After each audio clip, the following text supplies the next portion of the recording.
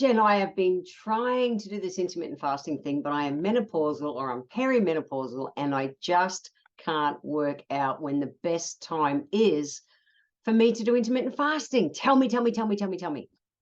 I can't tell you how many times I get messages like that, just like day in, day out. So I want to say first, it's really interesting. I find it interesting. And I've done so much work in my naturopathic clinic. Like a big focus of my work in when I was in clinic was actually natural fertility management, where I would help women get pregnant who had failed IVF, failed everything. They're just like, I give up, it won't work. And through naturopath thinking and things, and I had studied under the work of Francesca Nash and really worked closely with a woman's moon cycles. Now, I give this a little bit of background, and I was actually really successful at helping women get pregnant. I loved that work. It was awesome. I don't do it anymore, so don't go and message me and say, Jen, hey, do that for me. I don't. I'm retired from clinic, so I don't do that work anymore. However, perimenopausal and menopausal women who, imagine your period is really all over the shop, like it's intermittent, it's getting towards that menopause time, or like me, I'm 62, my period left when I was 49. How do I know what are the best times for me to really maximize the benefits of intermittent fasting? Well, this is it. I want to give it to you really, really, really simple, and it's about working with the moon. So let's get into it. No coincidence, the moon has a cycle of 28 days, just like us. So with women, our menstrual cycle is 28 days, and the moon happens to do it. And so if I was in clinic and helping women get pregnant, literally there's kind of 2 times a month we can have, with herbs, we would move a woman's period, and we would have the time during her moon cycle and her biological cycle that they'd have an opportunity to get pregnant. Or if they wanted to do conscious contraception, you can go and get Francesca Nash's books. Go and search her. She does amazing, amazing work with women. You could do conscious contraception, which is where we would actually bring the two together. We'd bring the moon cycle and the biological cycle together. So there was only that small window where they could get pregnant, and then they could, work out what they wanted to do. So just that for background. So with this 28-day cycle that we have, so think about our bodies. My body, I lost my period, 13 years ago. I have no idea where it is. No, it didn't leave me. Yes, it did leave me, and it was meant to. I ran out of eggs, it left. However, I really enjoy supported intermittent fasting. It's actually a naturopathic philosophy. It's one of the things that we do. We recommend a rest day a week, a cleanse day a week, where we let the body's detoxifying body systems do their normal regenerative kind of function so that they can do their thing properly. Okay, so it's all naturopath thinking. So I love it. However, I also want to be able to get the best benefits. So this is the bottom line, easy way to work out when you want to cleanse, intermittent fast, if you're perimenopausal or menopausal and your period's either nearly gone or gone. So simple, simple, simple. The first thing to think of is that from me as a naturopath thinking is intermittent fasting isn't the 16 and 8 and all those kind of things. Traditionally, we say I'd have dinner tonight. Tomorrow I would use herbs, so adaptogen herbs and herbs to help my body to be able to adapt to stress, so my body is not under stress, spiking cortisol during my fasting. This is really important because we just don't eat. Our body's under stress, spikes cortisol, and people are trying to lose weight, and it's like, this shit doesn't work. Well, you're not doing it right. That's it. So we would fast for that whole day, and then the next morning we would start eating again. So it's like about a 32-hour fast, and that's naturopathically, that's the way we prescribe it. And that's the way that I like to do it. So to think of the moon cycles, it's really easy. We always start on the new moon, okay? And if you are still bleeding, this would be the first day of your bleed. So the new moon is that dark sliver, like most of the moon is dark. It's just a tiny sliver of a moon, okay? Now, during the new moon, the body's working on cleansing itself. This is where detoxifying body systems, all the body's normal things are getting in that replenishing and renew mode. This is the start of our fasting cycle.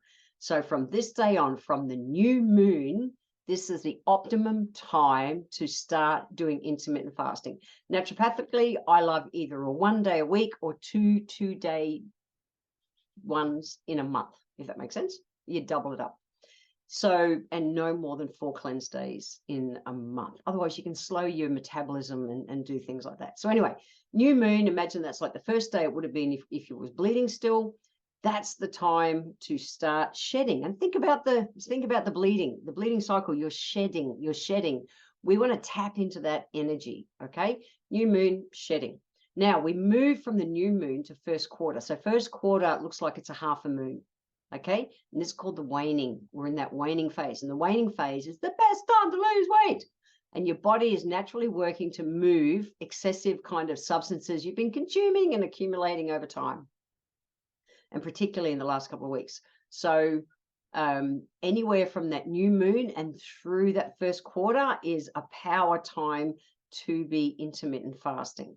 Now we move from the first quarter to the full moon. The full moon is the big, bright, powerful, and if we relate it to our menstrual cycle, that's when it would have been the time that we were ovulating. The party girl progesterone's high. We're out there. We are partying. All good to go. So we're ovulating. The full moon is in the elimination phase still, okay? And it's a key time still to be able to be doing your intermittent fasting. From the full moon, we move to the third quarter, and the third quarter is called the waxing phase, and we stop fasting. And visually to see what the moon looks like, okay, imagine we're heading towards a new moon again. It's a week out from the new moon, and it's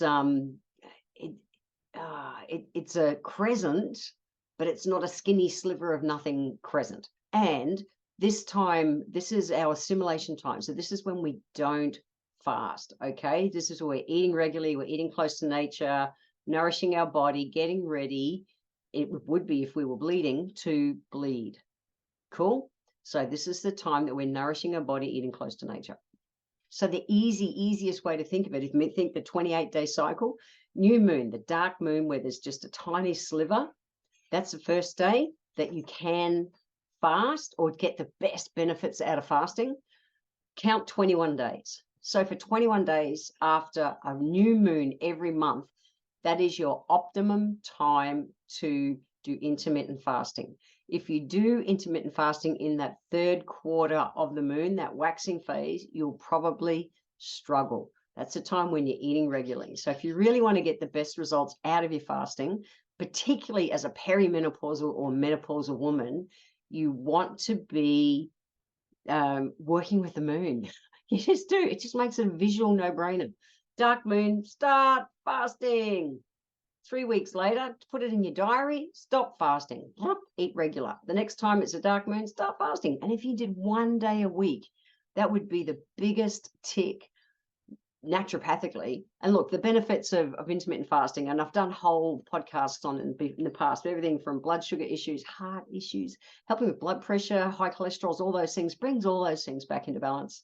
But particularly, I love that it taps into autophagy. So autophagy is our body's natural kind of replenishing and renewing of cells, because we always have dead and dying cells. So once we fast more than 17, 18 hours, we start tapping into autophagy. And that's just such a power time to help us in that anti-aging kind of realm. So I hope you find that useful. The healthy life hack for this episode is just give it a crack. Whether you're bleeding or not bleeding, up to you. I think intermittent fasting is awesome. It is a naturopathic principle. However, people are getting all clever and trendy at the moment, and it's gone a bit faddish. I still like to think of it the way that we would have done it naturally in clinic. So think about playing with the moon cycles. It's real. It's real. I love it. Anyway, if you want to go to the show notes and just to be able to check where I've written all this down easily, head to www.healthylifehacks.com.au. See ya.